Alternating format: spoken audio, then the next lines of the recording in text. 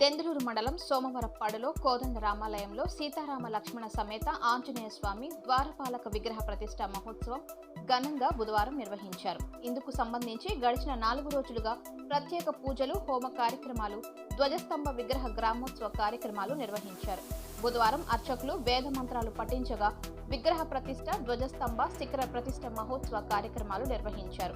ఈ కార్యక్రమంలో ఎమ్మెల్యే కొటారు అబ్బాయి చౌదరి, ఏలూరు పార్లమెంట్ వైకాపా అభ్యర్థి కారుమూరి సునీల్ కుమార్ యాదవ్, దెందులూరు మాజీ ఎమ్మెల్యే చింతమనేని ప్రభాకర్, భారతీయ జనతా పార్టీ రాష్ట్ర ప్రధాన కార్యదర్శి గారపాటి సీతారామాంజనేయ చౌదరి, జిల్లా పరిషత్ చైర్మన్ గంటా పద్మశ్రీ, దెందులూరు వ్యవసాయ market committee chairman Appana Kanakadurga Prasad, Maganti Veerendra Prasad, sarpanch Sarige Nagaraju, మాజీ సర్పంచ్ సరిగే పెద్దిరాజు, జెడ్పీటీసీ సభ్యురాలు నిట్టా లీలా నవకాంతం, మండల ప్రజా పరిషత్ ఉపాధ్యక్షులు జితేంద్ర కుమార్ పాల్గొన్నారు. ఈ మహోత్సవానికి భక్తులు పెద్ద సంఖ్యలో హాజరై విగ్రహ ధ్వజస్తంభ, శిఖర ప్రతిష్ఠ కార్యక్రమాన్ని తిలకించారు. అనంతరం అన్నదానం కార్యక్రమం నిర్వహించారు. నూతన ఆలయ నిర్మాణము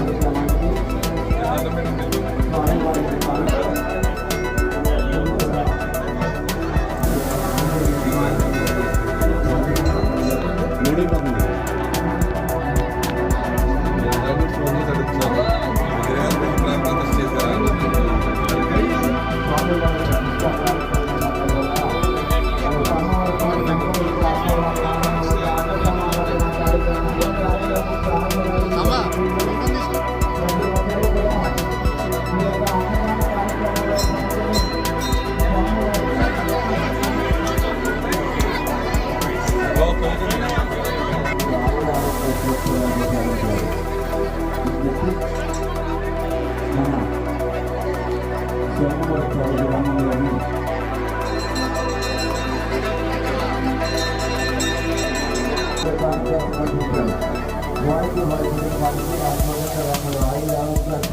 ప్రసాదించాలి.